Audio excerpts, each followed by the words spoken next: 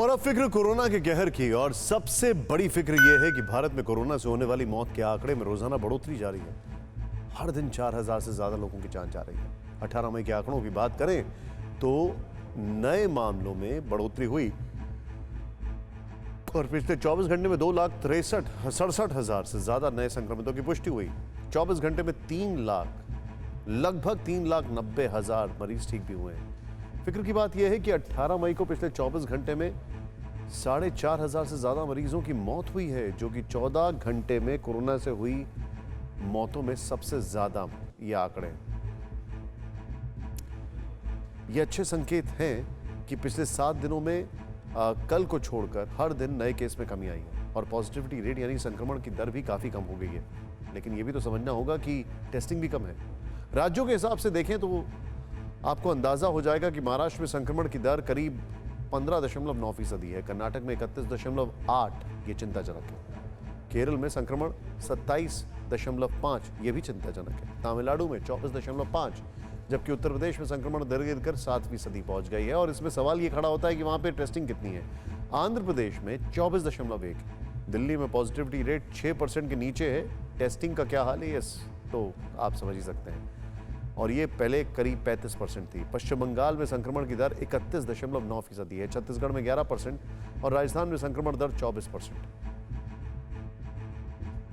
मतलब कुछ राज्यों को छोड़ दें तो अब ज्यादातर राज्यों में डेली केसेस और रिकवरी को लेकर राहत की खबरें आ रही हैं, लेकिन बच्चों को लेकर फिक्र बढ़ती जा रही है। देश के कुछ हिस्सों से 2 रिपोर्ट आ रही हैं, वो हर माता पिता को टेंशन में डाल रही है। तीसरी लहर आने से पहले ही बच्चे संक्रमित होने लगे। कोरोना बच्चों को तेजी से चपेट में लेने लगा। कर्नाटक की दूसरी लहर के दौरान बच्चों में संक्रमण तेजी से फैल रहा है। 1 मई से 16 मई के बीच यानी 15 दिनों में यहां 19,000 बच्चे संक्रमित हो चुके हैं, जबकि पहली लहर के दौरान 9 मार्च से 25 सितंबर 2020 के बीच यानी करीब 6 महीनों में 10 साल से छोटे बच्चों के 19,378 केस और 11 से 20 साल के बच्चों के 41,985 मामले सामने आए थे।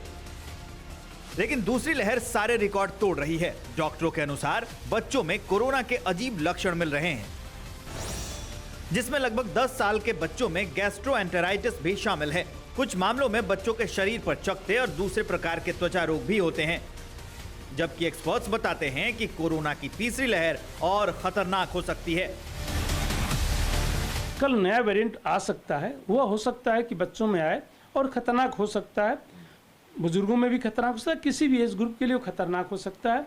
उसको भी अभी प्रिडिक्ट करना ऑलमोस्ट नेक्स्ट टू इम्पॉसिबल है कि बच्चों में आके खतरनाक होगा, बट हमें उसके लिए तैयारी करते रहनी चाहिए। फिर अगेन सेम प्रिंसिपल, चाहे बच्चे हो बूढ़े हो, सब पे अप्लाई होता है कि ससेप्टेबल पॉपुलेशन पूल आपका कितना बड़ा है। अगर बच्चे अभी तक इन्फेक्ट नहीं हुए होंगे और वह नया वायरस आ जाता है तो वह हो सकता है उनमें खतरनाक हो जाए।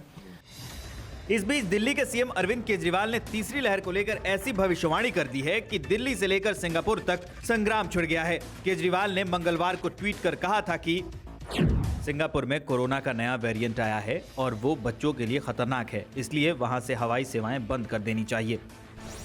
इसके बाद सिंगापुर सरकार ने वहां स्थित भारतीय उच्चायुक्त को तलब कर लिया और दिल्ली के मुख्यमंत्री के ट्वीट पर नाराजगी जाहिर की। भारतीय विदेश मंत्रालय के अनुसार सिंगापुर स्थित भारतीय उच्चायोग ने सिंगापुर सरकार से कहा है कि अरविंद केजरीवाल कोविड वेरिएंट और सिविल एविएशन नीति पर बोलने का अधिकार नहीं रखते हैं। विदेश मंत्री एस जयशंकर ने भी विदेश मंत्रालय के प्रवक्ता अरिंदम बागची के ट्वीट को रिट्वीट करते हुए लिखा, सिंगापुर और भारत कोविड-19 की लड़ाई में मजबूत साझेदार हैं। हम सिंगापुर के लॉजिस्टिक हब और ऑक्सीजन आपूर्तिकर्ता के रूप में उसकी भूमिका की तारीफ करते हैं। हमारी मदद के लिए सिंगापुर ने सैन्य एयरक्राफ्ट भेजे और इससे पता चलता है कि हमारा संबंध कितना खास है। जयशंकर ने अपने दूसरे ट्वीट में कहा है कि गैर जिम्मेदार बयान देने वाले को पता होना चाहिए कि उनकी इस तरह की टिप्पणी से लंबे समय की साझेदारी वाली दोस्ती को नुकसान पहुंच सकता है। मैं यहां स्पष्ट करता हूं कि दिल्ली के मुख्यमंत्री का बयान भारत का बयान नहीं है। विदेश मंत्री एस जयशंकर के इस ट्वीट को रिट्वीट करते हुए सिंगापुर के विदेश मंत्री विवियन बालकृष्णन ने लिखा है कि शुक्रिया डॉक्टर जयशंकर, अब हम अपने अपने देशों में कोरोना संकट को संभालें और एक दूसरे की मदद करें। जब तक हर कोई सुरक्षित नहीं होगा तब तक कोई भी सुरक्षित नहीं रहेगा। सिंगापुर के विदेश मंत्री ने केजरीवाल के ट्वीट को भी रिट्वीट करते हुए लिखा कि राजनेताओं को तथ्यों के साथ बोलना चाहिए, कोई सिंगापुर वेरिएंट नहीं है। मतलब सिंगापुर वेरिएंट का विवाद दिल्ली टू सिंगापुर और सिंगापुर टू दिल्ली तक चलकर खत्म हो गया। लेकिन विदेश मंत्री एस जयशंकर की झिड़की पर दिल्ली के उप मुख्यमंत्री मनीष सिसोदिया ने कहा है कि केंद्र की सरकार को सिंगापुर की चिंता है, जबकि अरविंद केजरीवाल को बच्चों की चिंता है।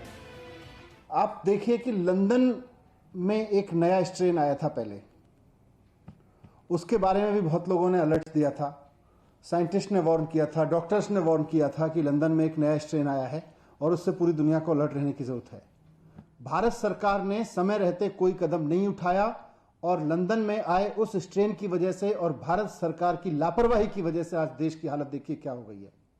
आज पूरा देश उसका खामियाजा भुगत रहा है। कोरोना की तीसरी लहर के दौरान अगर सबसे ज्यादा खतरा बच्चों को होता है तो सरकार के सामने कई चुनौतियां हैं, क्योंकि एक वयस्क मरीज अस्पताल के भीतर या आइसोलेशन में अपनी देखभाल खुद कर सकता है, लेकिन बच्चों को एक विशेष देखभाल की जरूरत होगी।